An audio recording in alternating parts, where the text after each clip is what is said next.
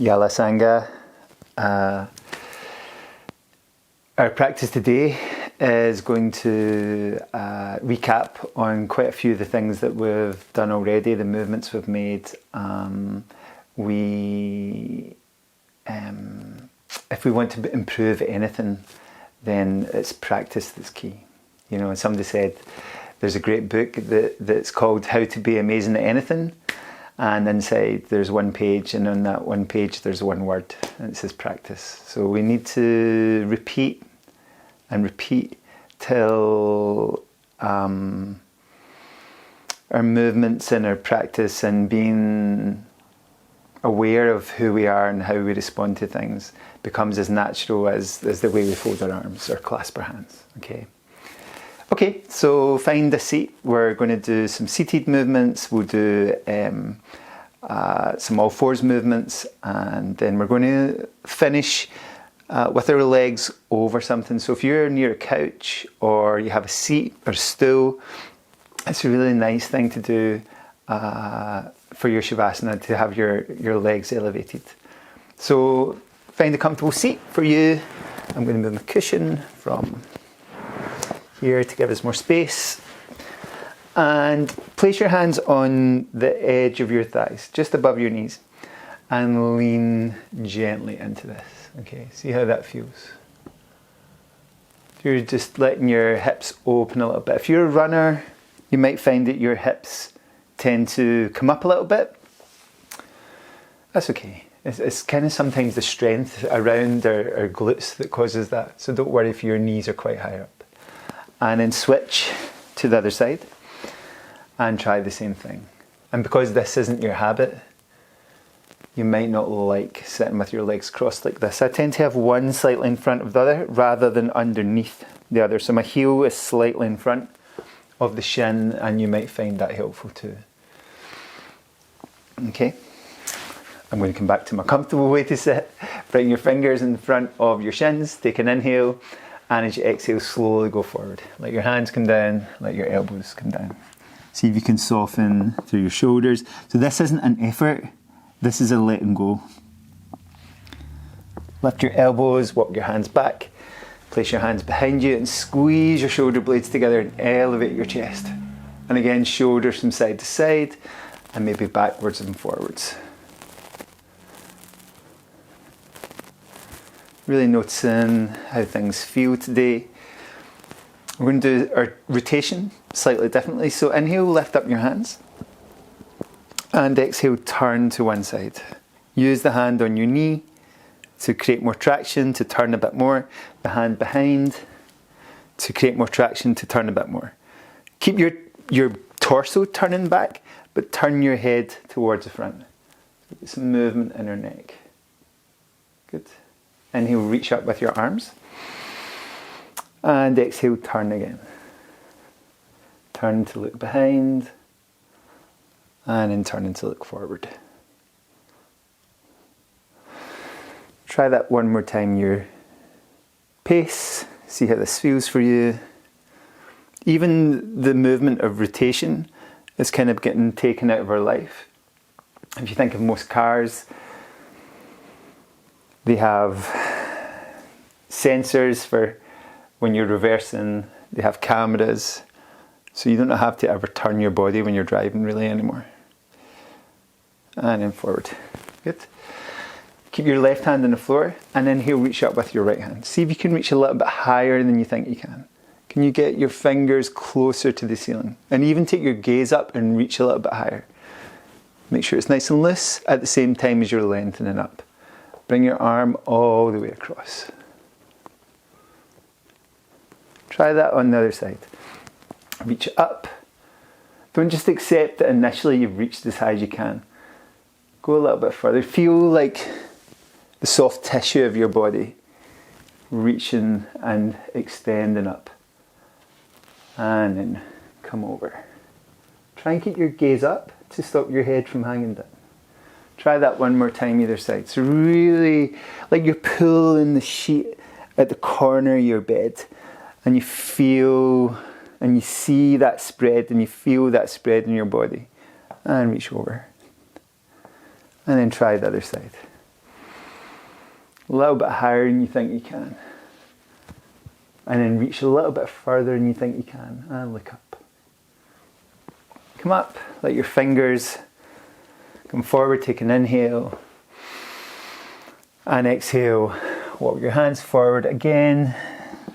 You might find that you've just eased off the soft tissue in your body, the skin and the fascia and the musculature, and you can come a little closer to the floor. Okay, bring your hands forward and your knees towards the middle. Lift and lay your hands, lift and lay your knees, same as we did yesterday, cat and cow to begin with. Drawing your belly towards your spine, and then your chin is going forward. Think about your nose kind of drawing a line up the wall in front, and then drawing a line all the way between your legs to the wall behind. So you're leading your movement in ways that are helpful for you. And then let your spine come to a relaxed position that makes sense for you. Reach out with your left leg. The same as we did yesterday. We'll add a couple of other things to this. Bring your knee forward towards your elbow. Reach it back. Remember, keep your hip fairly low, but your foot high. And then bring the knee forward. Good. Try that again. If you want to add some strength to this, for your upper body, you can keep the leg out behind, and before you bring it forward, lower towards the floor and come back up. Okay. So somewhere between a knee down press up and a ordinary press up. Okay. And then bring your foot forward, land outside your hand, and move things around from here. So recapping some of the things we did yesterday. We're going to add one more thing, different from yesterday. Inhale, reach up with both arms. Slight back bend, and then bring your hands back down. And move things around. Good. See how that feels. Tuck underneath the toes of your back foot. Move your heel towards the back of your room and sink your hips. Turn to your front leg, and inhale, reach up with your hand. Exhale, let it drift down. Okay. Reset and do that one more time. Inhale. And exhale. Let your back knee come down. Send your front knee back. Take both knees wide. Touch your big toes together and drift your hips back in the direction of your heels. Let your elbows come towards the floor. Your forehead come towards the floor. Slow your breath down here.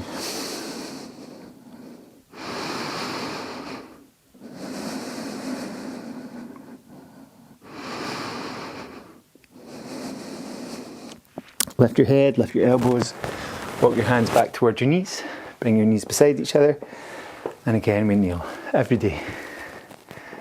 Okay, it's good for your ankles if you're a swimmer. One of the things that can be an issue is drag, as our ankle flexibility isn't everything it could be, and if we practice this, we can lengthen out through our feet and have less drag as we swim. Bring your hands forward again, okay? This time a little side to side movement. Okay. And the hips, kind of moving your spine in the way that a fish moves through water.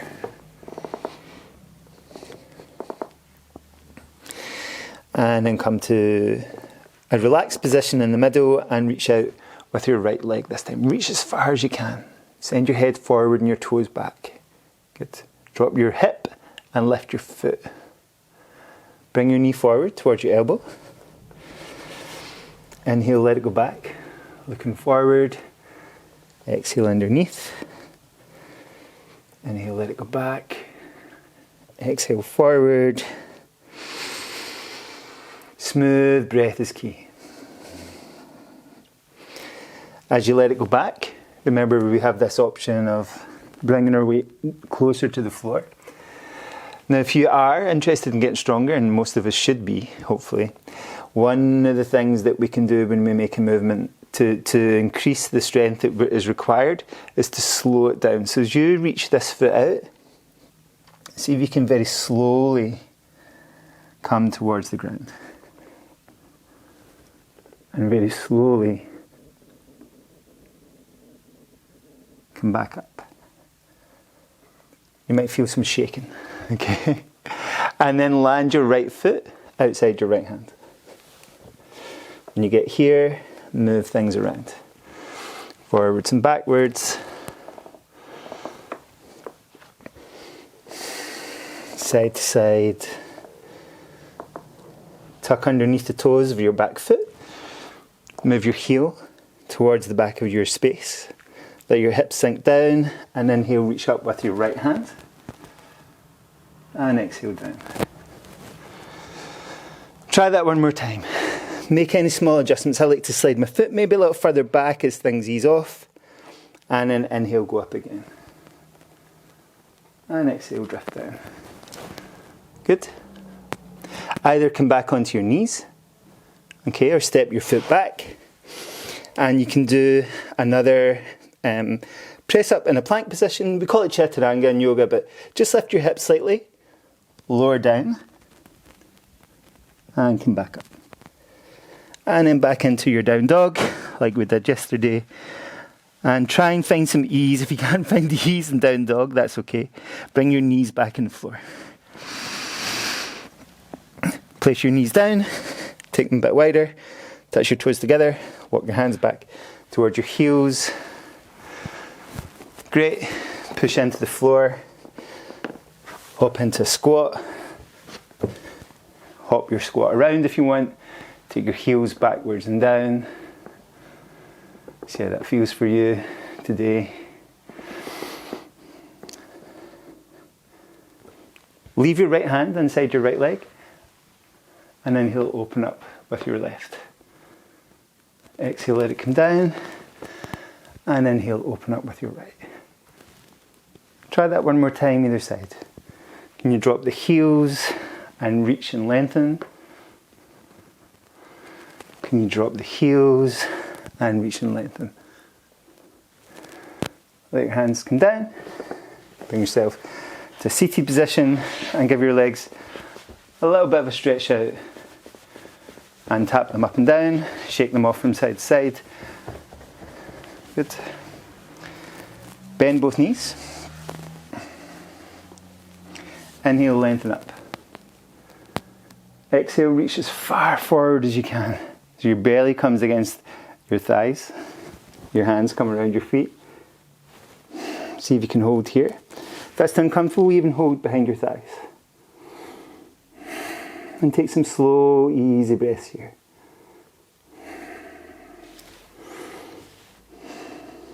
Take your hands behind. Okay. Push your feet and your hands into the floor. And inhale, lift up your hips. You can let your head, I like to let my head rest on my triceps, on my rhomboids and my trapezius muscles here. And then come down. Good.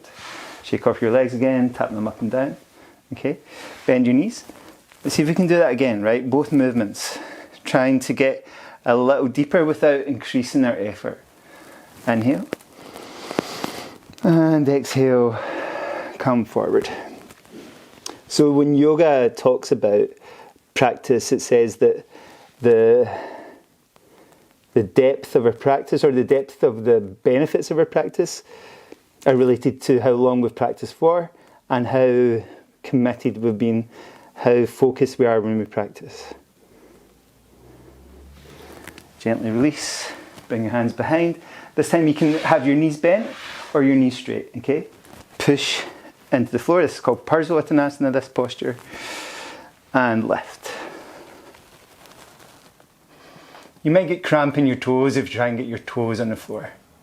But don't worry about that too much. And then slowly come down, okay? Shake off your legs from side to side, tap your knees up and down, give your wrists a little shake if they've been feeling the pressure of that. Remember the mobilization stuff we did in the first day. All this stuff is very good for the wrists. It's the kind of stuff when we're doing acrobatic yoga practices, or acrobatic practices. We need to do tension relievers for our wrists. So find a comfortable seat. Again today,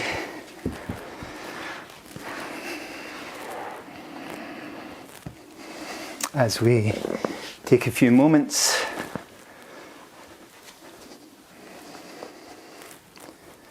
to try a seated position. Yesterday we spoke about where you might want to place your hands and what might feel good for you, okay?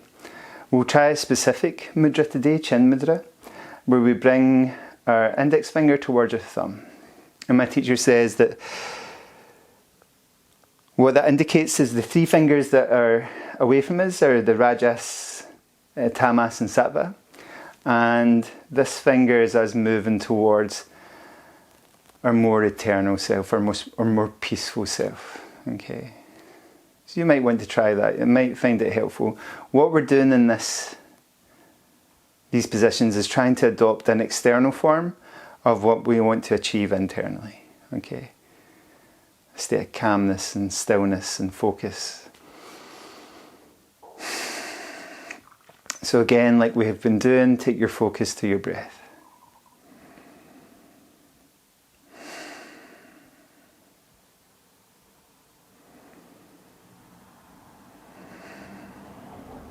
Let the muscles of your face soften.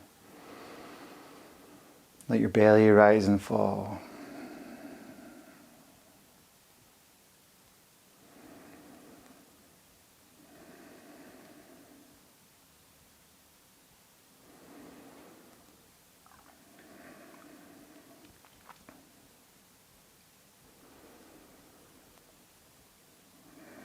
And your mind might be wandering here, wandering there. Let it wander and then bring it back to your breath. So guide it gently back to the flow in and the flow out of your breath.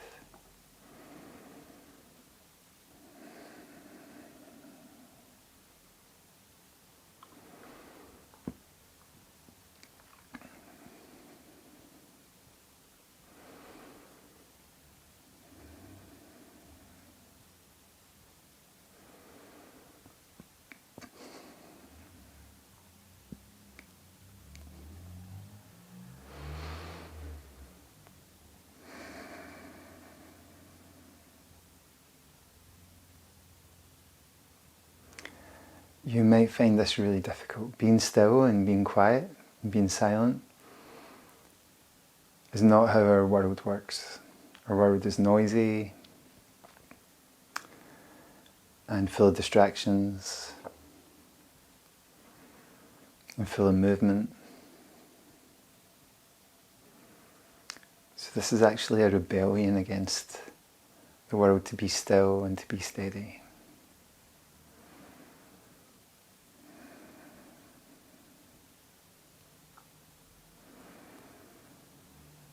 Now you can stay here. You can let your body relax into this position here, either flat on the floor or with your legs resting over a chair, a couch. This can be a really lovely position if you have any issues with your lower back and you don't like lying on your back in shavasana.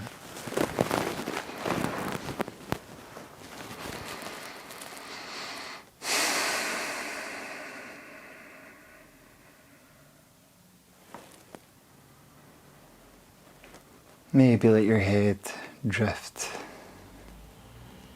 slowly from side to side, but never taking on the weight. Let the weight rest.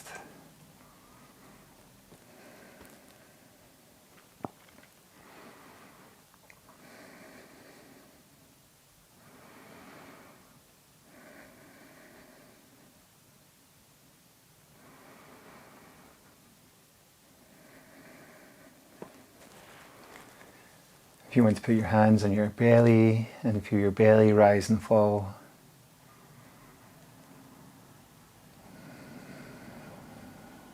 Put your hands on your belly. Let it rise, let it fall.